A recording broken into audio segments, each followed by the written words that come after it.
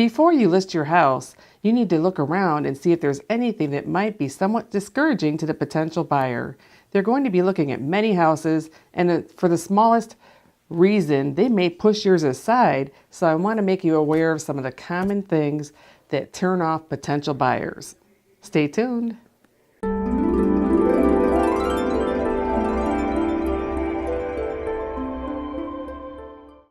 Hi, I'm Kelley Knitz of the Kelley Knitz Team. Thanks for joining me today. When getting your home ready for sale, you need to pay attention to certain things that could turn off a potential buyer. And here are some of them. Number 1, carpet over hardwood floors. Some people really love hardwood floors, and they add a nice element to the home, and especially because they're easy to clean, especially if you have pets. And most people do have pets. You just take the Swiffer on the hardwood floor, and the house doesn't absorb the pet odor and all of that. So it's really nice to have hardwood floors when you have pets. And covering up hardwood floors can be kind of a big mistake, because you should really show off your gleaming hardwood floor and let the buyer decide if they want them covered up or not. Number 2, using a bedroom for other purposes. All home buyers are interested in the number of bedrooms that a home has. And if you've converted a bedroom into an office or a den, it's advisable to revert it back into a bedroom. The buyer might not find the space useful if it's set up as a den or an office. And those types of rooms tend to attract a lot of clutter and be a place to leave extra things. And the buyer has a hard time visualizing using it as living space, although they see it as a place to store things. So I highly recommend reverting it back to a bedroom. Number 3, turning your kids' room into a miniature theme park.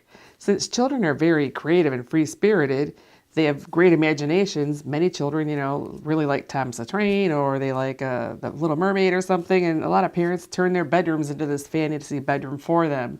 But when you're putting your house for sale, you might not have children, involved, as far as, the buyers of the house may not have small children.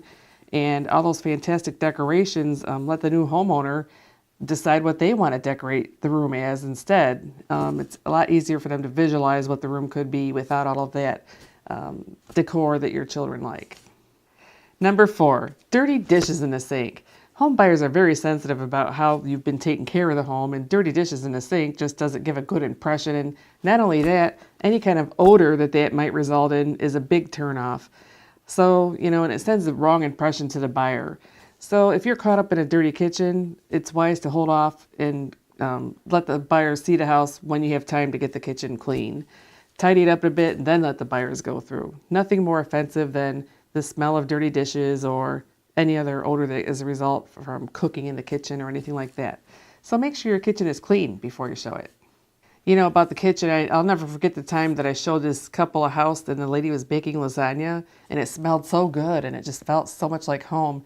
And then I had another seller who was getting ready for a home showing, and they had a fish fry with fried cabbage, and when I got the remarks back from the showing, the buyer had commented on that. Nothing worse than the smell of, cabbage that had been cooking. I still haven't figured out how to get rid of that smell, but so make sure, what you cooked the night before leaves a pleasant impression on the buyer. And then also number 5, make sure the buyers take their shoes off. It's not rude to ask the buyer to take their shoes off. You don't want a path of, mud or water or anything going through the house. And especially if you schedule a large number of showings, you can't be there between showings sometimes. So make sure that you have a little sign up, or your realtor makes a little sign for you. Maybe provide some booties or something for them to put over their shoes if they don't want to take their shoes off, to get the shoes off.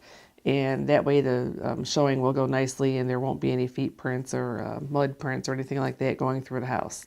Number 6, pet toys laying around the house. One common thing that's overlooked when you're showing a house or getting ready for a showing is your pet. So you want to make sure that if you have a dog or a cat, whatever it is, that you put the pet food away, and any toys that you have laying around, pick those up and put those away.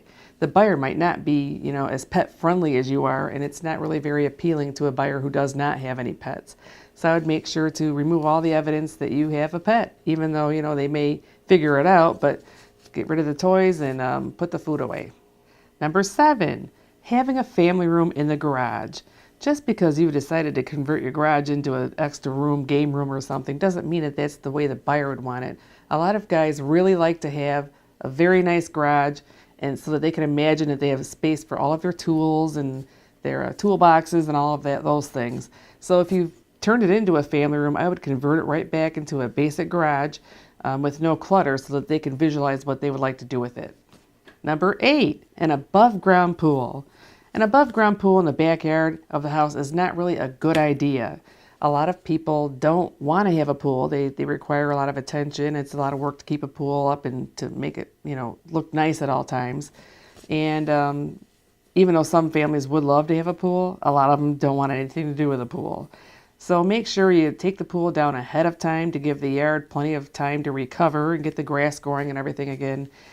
So number 8, go ahead and remove that above ground pool. And number 9, light fixtures. A beautiful chandelier or something that is your style that can be, flamboyant or something might not be a good idea to leave up for house showings. Actually, it could turn off a potential buyer. It might not match their style. So if you have a light fixture or a chandelier that you want to keep actually, or one that's a little bit overbearing or powerful and to intensify the look of the room, I would remove it before any showings and try to present the house, as most of a neutral way you can.